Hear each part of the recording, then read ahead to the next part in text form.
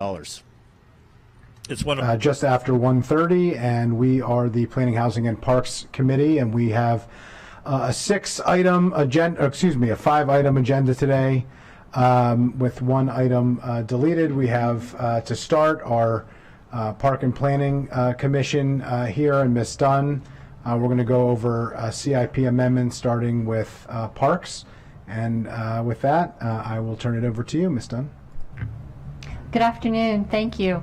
So I just want to make a couple introductions before we start into the item itself. We have a new CIP manager with the Parks Department, Mr. Ron Peel, who's here. We've for a long time had Carl Morgan. So it's now a new era. We have a new analyst. It's been great working with Ron so far, and I just wanted to introduce Ron to the committee. We have also a new OMB analyst, Katie Higgins-Bryant. Bryant Higgins, sorry, got it backwards. So she's going to be our analyst that will help work through the budgets, both CIP and operating, for MNC PPC. So I wanted to introduce Katie. This is her first time over here at the committee as well. So with that, before the committee today, we have an amendment to the Parks FY 23 through 28 CIP. In the off year of this biennial CIP, the Parks Department did not offer any change to their CIP, although when the county executive brought forward his recommended amendments to the FY 23 through 28 CIP, he had recommended a affordability reconciliation PDF of $1.5 million that would occur in FYs 26 through 28 and would reduce the GEO bond funding for the Parks Department by $500,000 each of those years between 26 and 28. And if you look at the staff report, at the top of page 2, there are 8 places in the overall Park CIP where there would be enough funding in those years to accommodate such a reduction. But again, Parks, when they evaluate, is there a way to make this work, come forward with what they refer to typically as a non-recommended cut. They don't recommend making these. That's not what was in their original CIP. That's why it's new and it's not something they recommend. But they have brought forward that if it was going to take place for fiscal constraints, they would recommend that it occur in the legacy open space PDF. And in evaluating sort of the philosophy of what Parks typically approaches their budget, and Director Riley or Chair Zients can talk to that, is really about not making reductions to anything that is a level of effort project or something that would really impact providing programming of facilities that they have already planned. Legacy Open Space is one that wouldn't do that, in that it is a fund that is available for new park acquisition. So not without impact, but a different type of impact. And so the council staff's recommendation is if for fiscal constraints this is necessary, you could support this change to the budget. I wouldn't recommend making any changes to any of the other items that are at the top of that page. You could also note, if you are so inclined, that this be something to consider during the reconciliation process in April.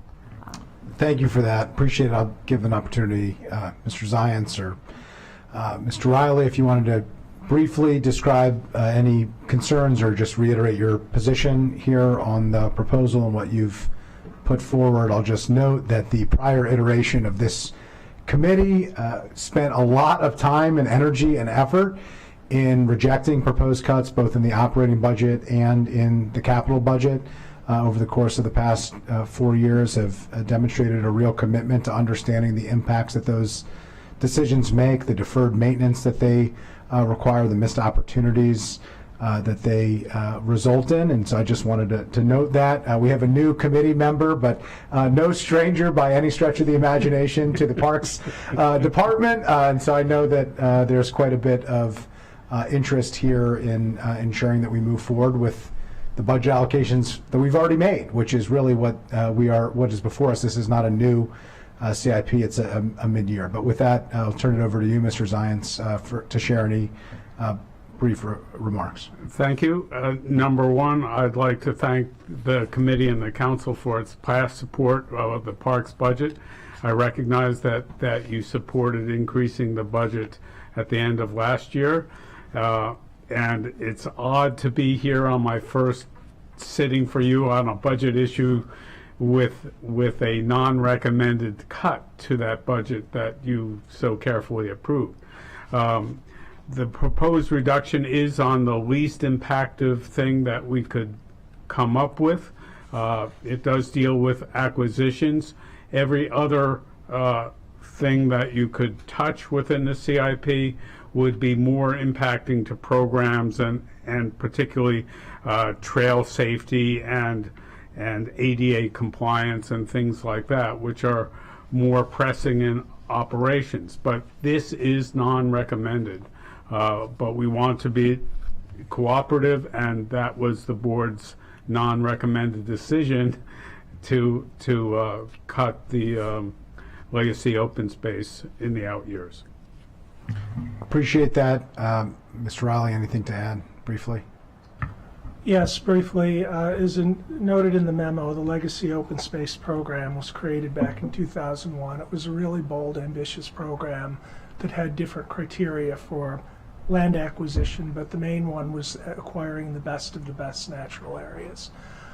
So it has acquired properties, for example, for the Josiah Henson Special Park, for 10 Mile Creek, some projects that you're very familiar with in the future for Willett Branch Greenway, and many others.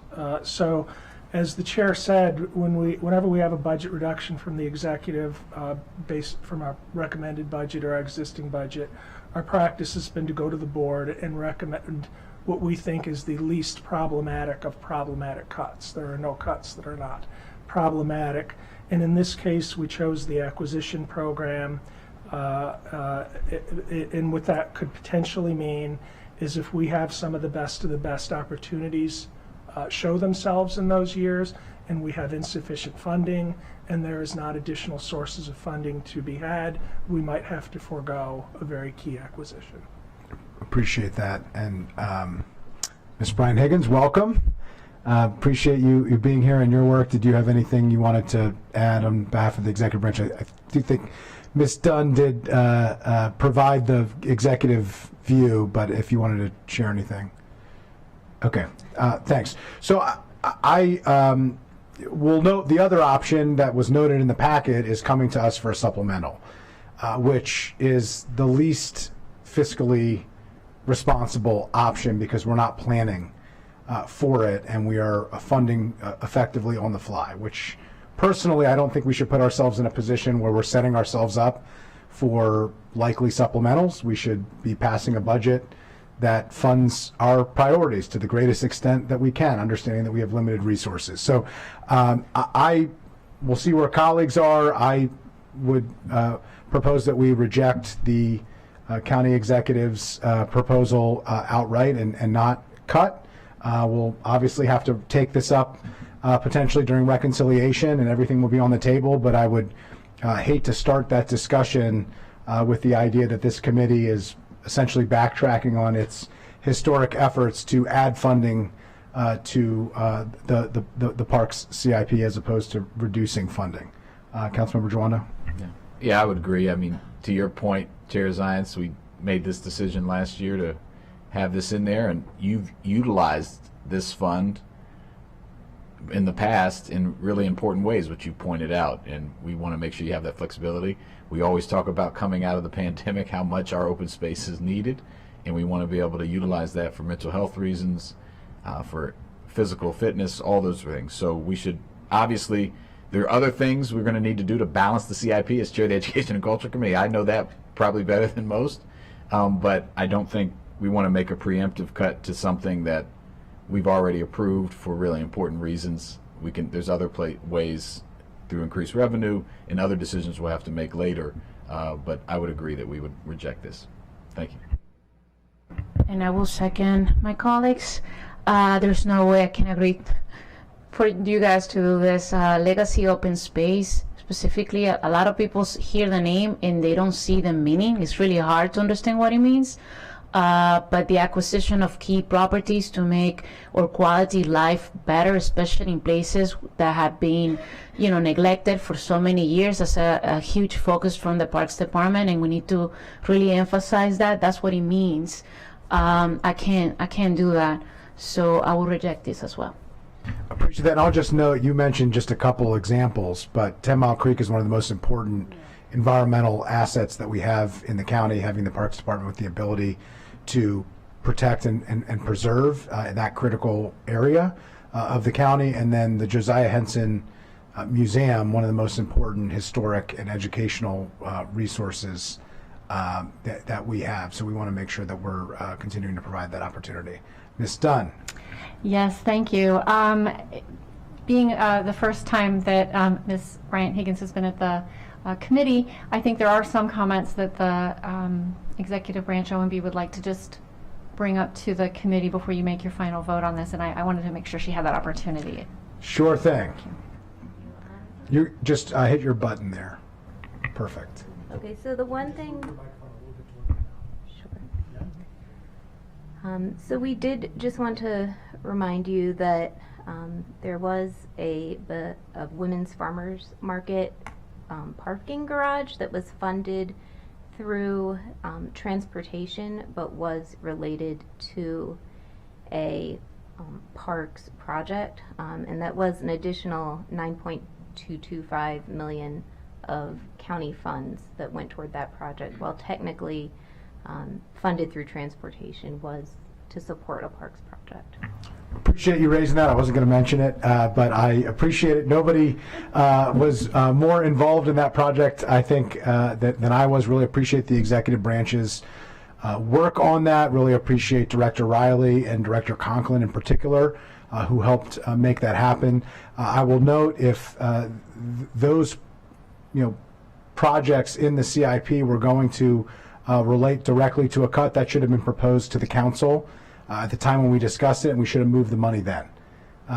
To me, while I understand the context and appreciate that it's being brought forward, the idea that we would agree to an executive's approach to funding a project and then months later that project be used for an unrelated cut is something that I think is unfortunate, and I think is not the way that we should be handling these issues. So I appreciate that you're doing exactly what you're supposed to be doing and sharing that information, but if you could share back the point that if this was the approach that was going to be pursued, then that should have been discussed at the outset when it was brought before the council and requested as a supplemental back in the fall and early winter.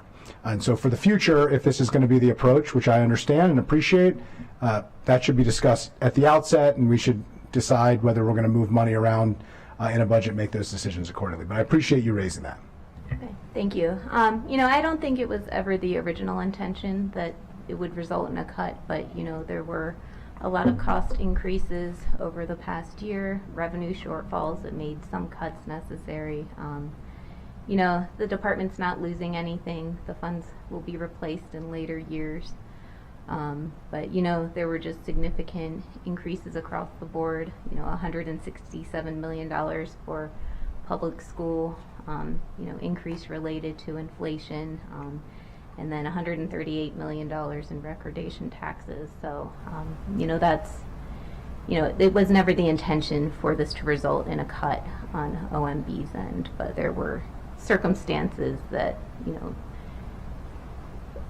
required us to make, cuts, We appreciate it. Okay. Well, we have a proposal before the committee. I think all are in agreement. So without objection, we will reject the county executive's recommended cuts and the non-recommended cuts that were suggested but not recommended. Okay.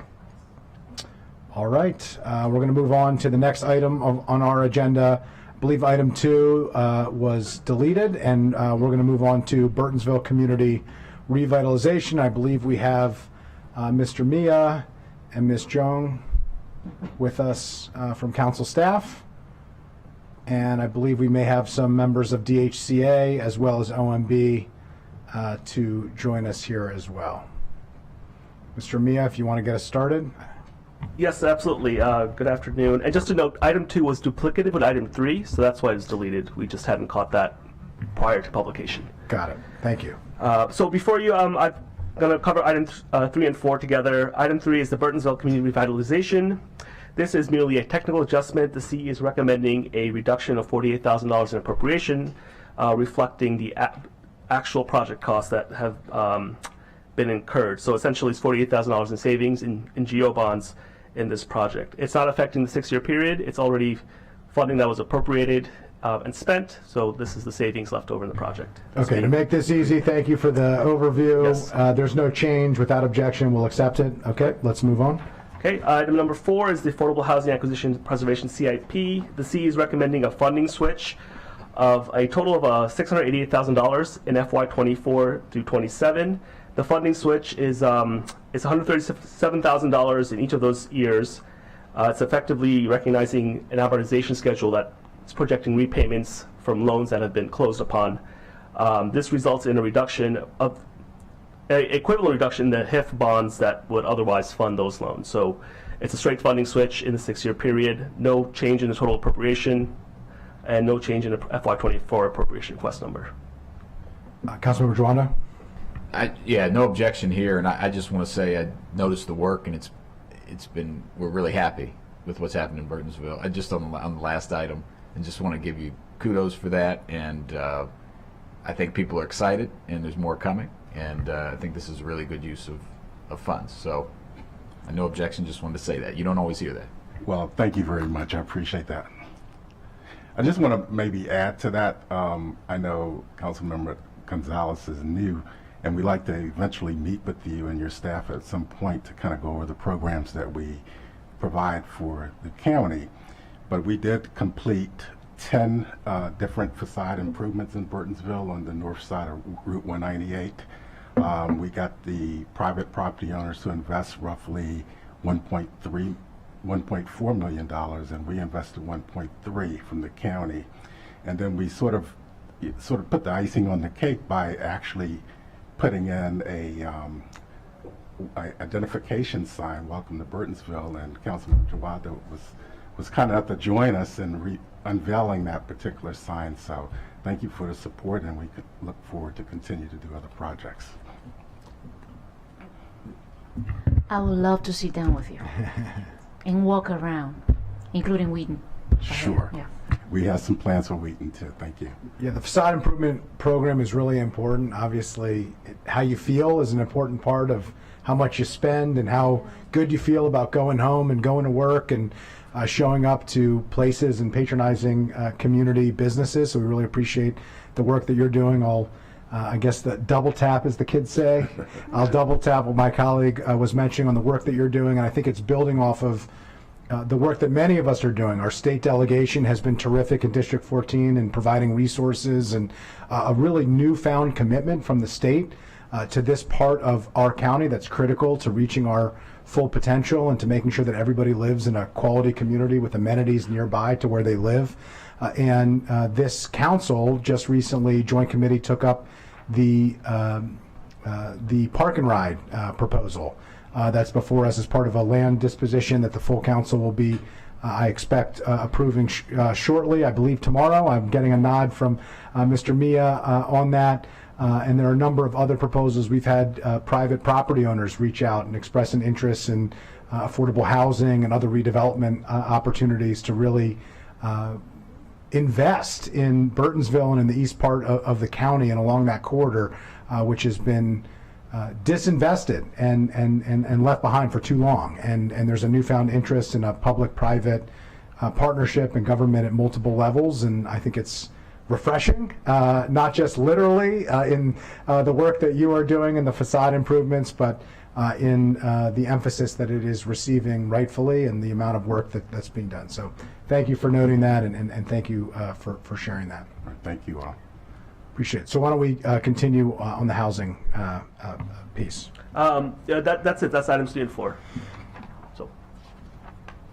Okay, great. So no changes, just the slight change to the cost on the repayment proceeds? Correct. It's just a straight funding switch. Yep. Okay, without objection, we'll accept that. There's going to be a lot more conversation on some exciting continuation of conversations that we've had before, including at the last council, some new funds that we want to continue to pursue, work that we have begun to do on preservation, looking into how we invest money for production, but more opportunities to do that. And we don't need to do them today, that we have the funding in place, at least for the time being, to continue these programs and to build on them, which I think is great. So with that, we'll approve that 3-0. Items 3 and 4 are finished. We're going to move to item 5 and invite the Office of Agriculture up, with thanks to the Department of Housing and Community Affairs for your work and for joining us. I'm sure you're happy to take yes for an answer. A briefer conversation here than what you're accustomed to normally. So we appreciate that. We like the thoughtful, robust, and long ones, and we appreciate the short ones too. Now we have our Office of Agriculture coming up, and we have Mr. Howard here on behalf of the County Council to introduce this item, and with that I'll turn to you. Great. This should be another straightforward one. We're talking about ads and not cuts this time, so that's more fun to talk about. But this is as part of his recommended FY24 capital budget. The county executive submitted an amendment to the FY23 through 28 CIP and supplemental appropriation in the amount of $2.6 million for the Agricultural Land Preservation Easement Project. This project is authorized in county code to provide funds for preserving agricultural and rural land for future generations. The $2.6 million addition is all from state funds, and it's due to two different sources. One is there's an increase from receiving the FY23 State Rural Legacy Grant for $1.3 million, and then the FY22 State Agricultural Transfer Tax exceeded projections by $1.3 million as well, to create the $2.6 million total. And these additional funds will be used to directly purchase agricultural preservation easements.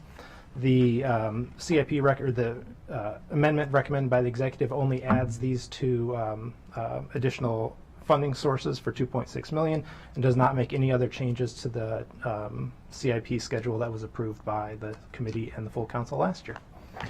Well, terrific. Staff recommends approval. Well, normally we're here to fight off cuts, so we're happy to accept some modest ads for an office that punches above its weight, as we talk about a lot here. This prior iteration of this committee, and this committee, I think, has demonstrated a significant commitment to the Office of Agriculture, and we know how hard you work and how important the work that you do is. We've taken some significant efforts to try to not only add funding, but to clean up some of the funding dynamics that happened as a result of the prior recession coming out of 2009, and hopefully that has set us on a better path, but this is certainly exciting. Before I turn it over briefly to Office of Ag, Ms. Wilkerson, do you want to introduce yourself?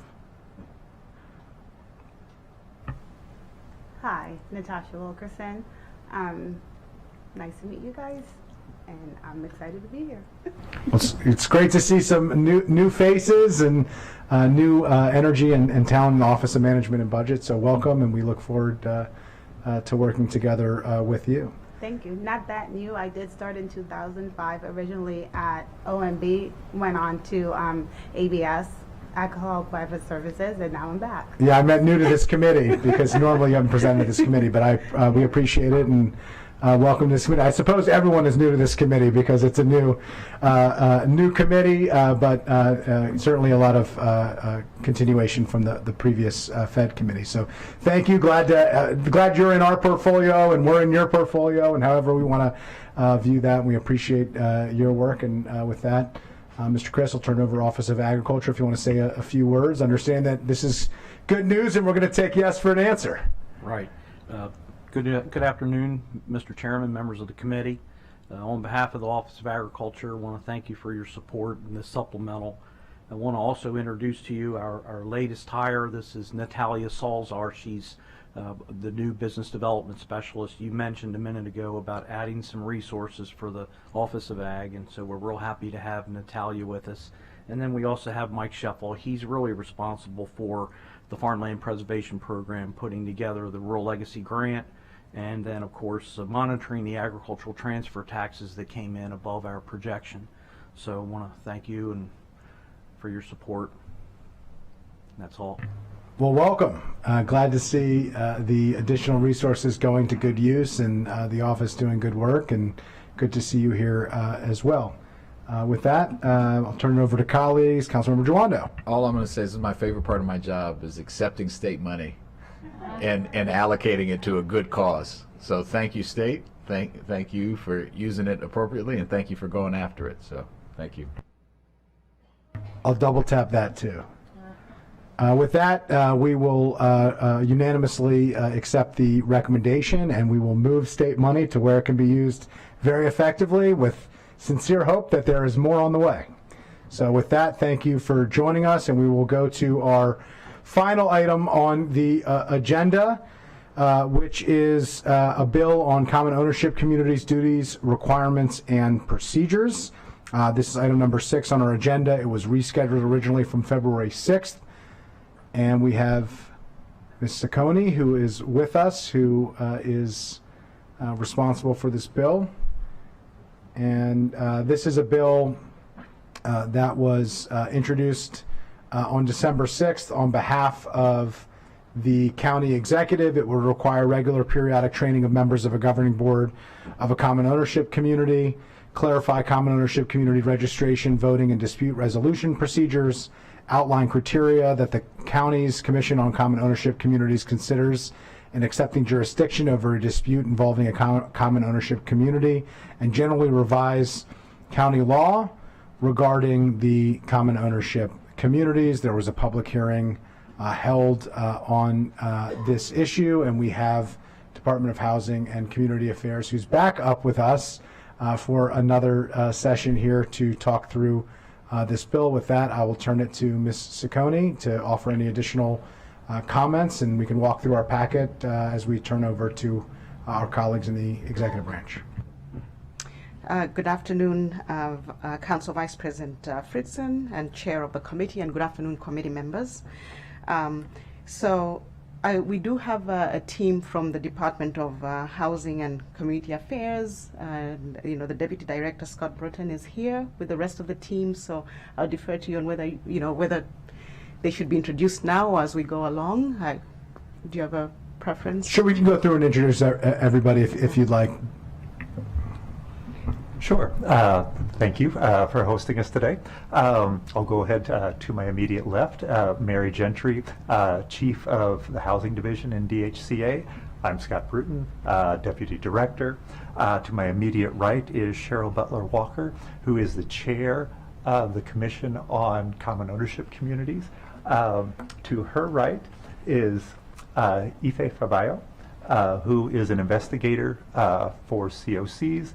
And to the far right is, I know Nicole Catravanos, I'm getting better with last names, who is the manager of our Office of Landlord and Tenant Affairs, and who has been very kind in taking over management of the Office of Common Ownership Communities while we've been searching for a new manager for that program. And we're very happy to say that that new manager is on staff today, first day back, but they couldn't be here because they are in the mandatory orientation for new staff members. We look forward to meeting the new hire, and also want to note that we would like to have follow-up conversation where we, I think, need to do a deep dive into COC and talk about the changes. There's been a lot of turnover there. I know there are a lot of changes on the way. I think there are a lot of changes needed, and so look forward to having that conversation. We're not going to have time to do it today, but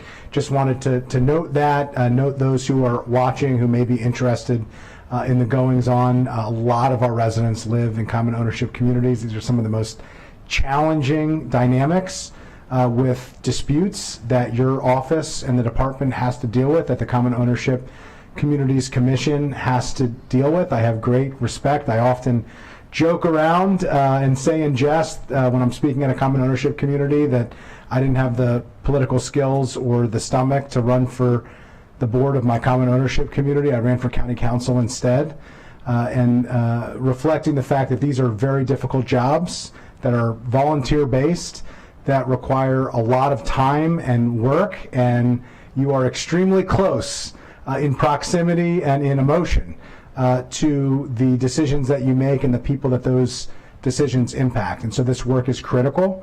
It's really, really important, and I appreciate the level of interest that the department is showing in making some changes, and in this bill being just part of a much broader effort that I think we need to make sure that everybody feels served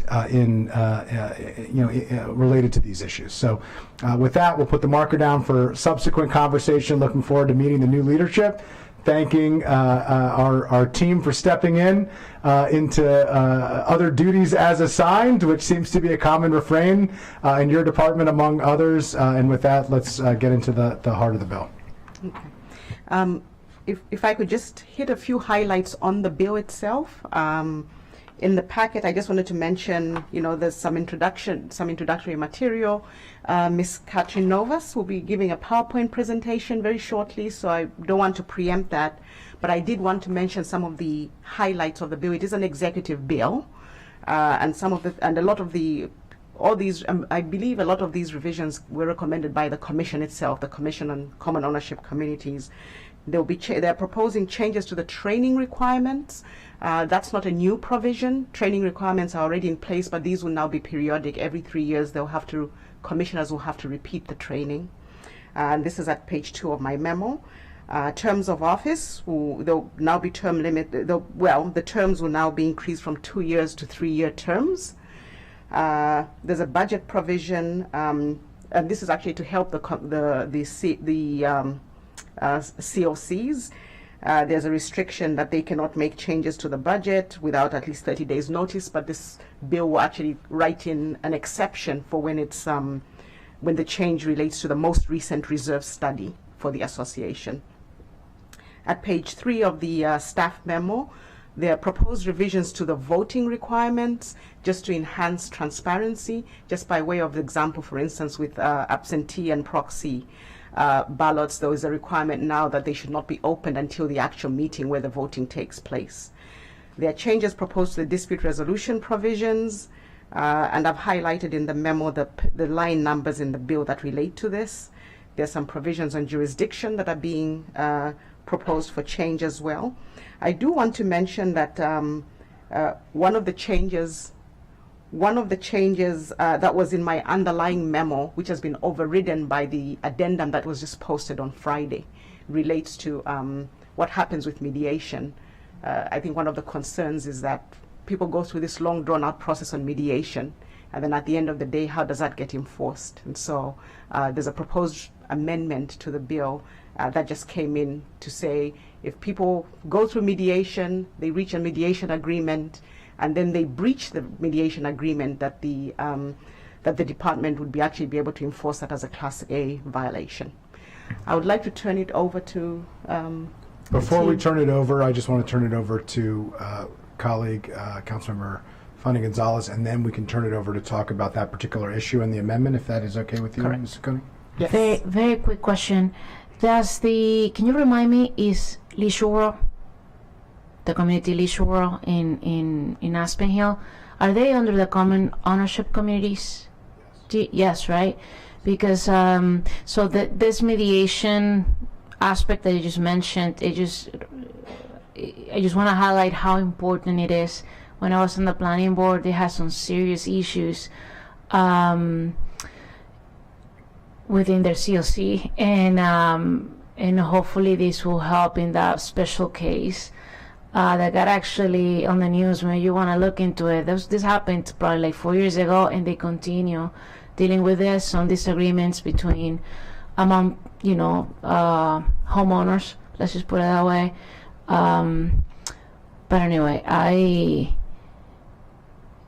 thinking of them as I'm reading through this, just because how impactful the issue that they were going through with their site plan on renovations happening within Leisure World were taking place, and how it can have a process that can actually help communities. Because that's just one example of so many that I have seen throughout the county, where people, they have disagreements and they need a way to discuss them and push forward. So I thank you for bringing this to our attention, because it's more important than what people realize. So that's it.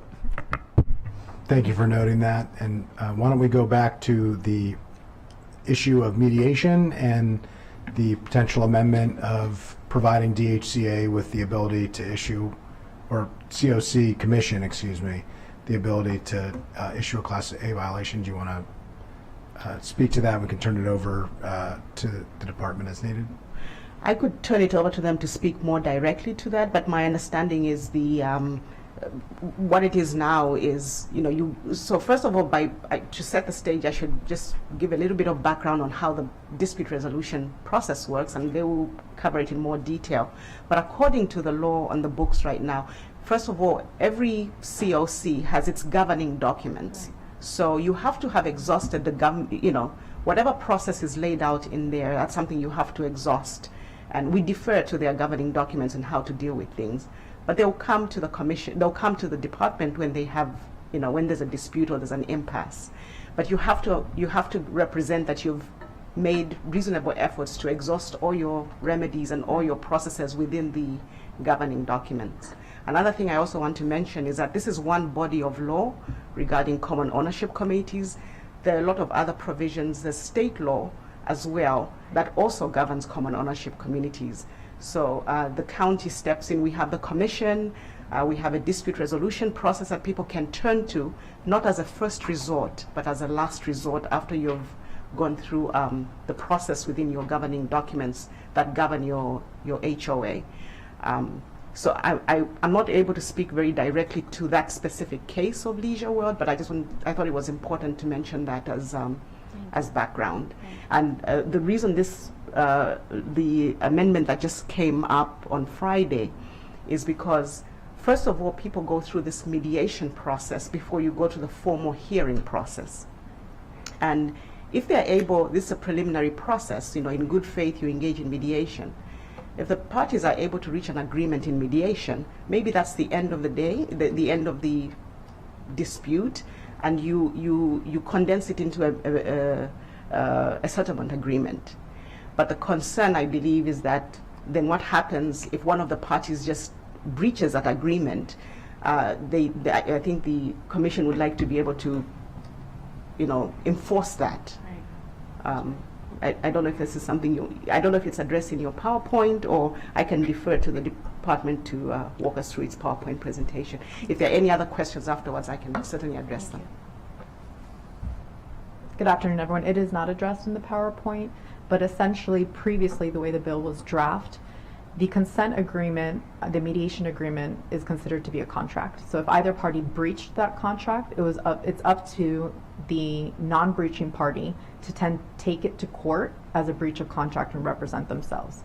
The amendment that we're proposing will allow us to identify if there was a breach, us meaning the Office of Common Ownership Communities. If there is a breach, it's determined, then a Class A violation will be issued, and then county attorneys would represent the department in court on behalf of that breach. So it allows us to follow through with the service. Thank you. Okay, so for those who are watching, I just want to make sure everybody can follow the conversation that we're having. I know that the addendum was sent to us. How do they find, what page would they find the amendment that you're referencing on mediation? Yes, that was posted, it was added to the existing packet, and it would start at page 38 of the PDF that's posted online. Yeah. So if you went to the agenda materials, if you had looked at them before Friday, just note that the addendum, and it's marked addendum, starts at page 38 of the PDF. Yeah, I see it.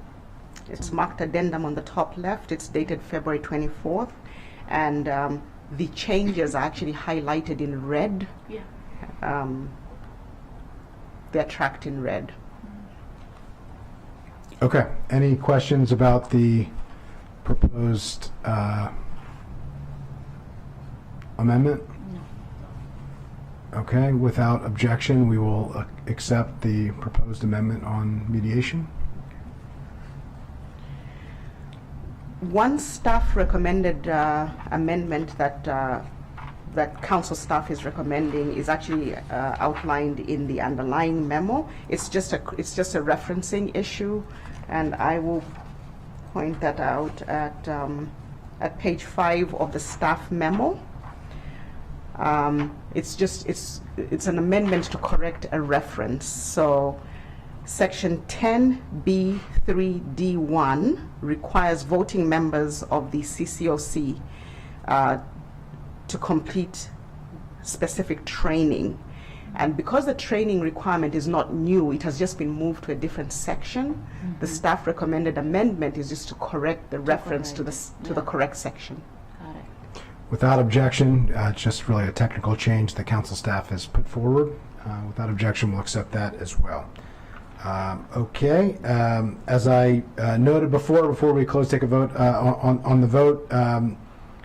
We are going to want to have a follow-up conversation to talk about how this bill and the broader efforts are helping to improve the concerns that have been raised about how these processes work and whether or not they're serving residents who have concerns or issues in common ownership communities, and whether or not common ownership communities are receiving the support that they need in order to do their important jobs, almost exclusively done on a volunteer basis. So look forward to following up with that conversation. But with that, unless there's any other comments from colleagues, I'll turn over to Councilmember Giwando. Just very briefly, I appreciate you lifting that up. There is mention briefly in the OLO Racial Equity and Social Justice Report about the task force on distressed common ownership communities, which we need to come back to. And I think people sometimes forget that there are renters in common ownership communities, and those are often the renters who, you talk about not having a full say. That class of folks sometimes feel even less that they have a say. So you can, I don't know if that's going to continue. I know that was discontinued, the task force, but either way, we need to come back to those issues and talk about it as part of the follow-up. I appreciate you lifting that up. That is intended, and I had written down the Racial Equity Social Justice note of the Distressed Communities Task Force. I'm personally agnostic to whether it's a task force or not, but we do need to discuss how those issues are going to be addressed and what are the mechanisms that the department is providing to those who have issues. The challenges facing particular common ownership communities are not the same across the board. And I think we need to recognize that. I know the department knows that. The financial dynamics of each, the age of the facilities and the costs associated with maintaining those facilities, the size and scope. We have some very small common ownership communities with a couple dozen residents, and we have some with hundreds upon hundreds and beyond. Leisure World being an example of one of the larger, that goes has commas in terms of that. So having a mechanism in place, task force or otherwise, that can address the acute needs of particular communities that have real challenges, and those residents who live there, either as owners or as renters, who want to raise concerns or need their issues to be mediated in a reasonable way, we need to have that conversation. But we'll allow the HR training to happen of a new hire before we grill and question and work through those issues. Mr. Rudin? I'll just say that we agree that this is a really important issue.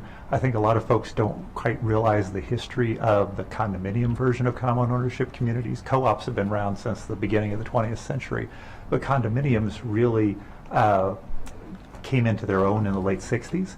And so, whether it was, like the DMV area here, but across the country, you saw tons of conversions and a proliferation of the condominium model through the 70s and into the early 80s. And we're coming to, for some condominiums, kind of into the physical life of some of the properties that, that may need significant rehab or more than that.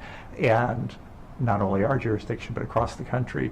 Remember Seaside down in Florida.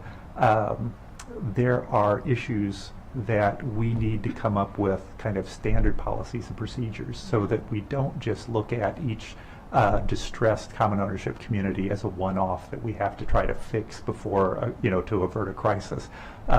We're dealing with that, across the country in kind of one-off ways now. And we're, as a department, definitely trying to look more toward establishing a more standard way of trying to help common ownership communities, not only with their governance issues, but with deferred maintenance and other types of issues as well. And we look forward to, collaborating with you all, because you all in some ways are sometimes closer than we are. You hear about some issues that we may not immediately, as to, to how to help these, how to develop standard procedures, policies, funding issues, funding sources, things like that for troubled common ownership communities. So definitely something we want to talk with you about in the future. Appreciate it. Well, to be continued at a subsequent conversation, as I noted, and it seems that it's shared. I think we're agnostic on the vehicle to address the issues, but we need to feel confident that the issues are being addressed and work together in order to make that happen. So look forward to that conversation. Appreciate the commitment that's here. I think this bill is one modest step, but a step in what seems like a positive direction, but we need a lot more steps. And I think we all recognize that. So with that, without objection, we will recommend the bill as amended to the full council. We'll get a request that the council president put on the agenda as soon as possible. And unless there's anything else from colleagues or from our council staff or executive branch, I think we will be adjourned. No, thank you. We're adjourned. Thank you.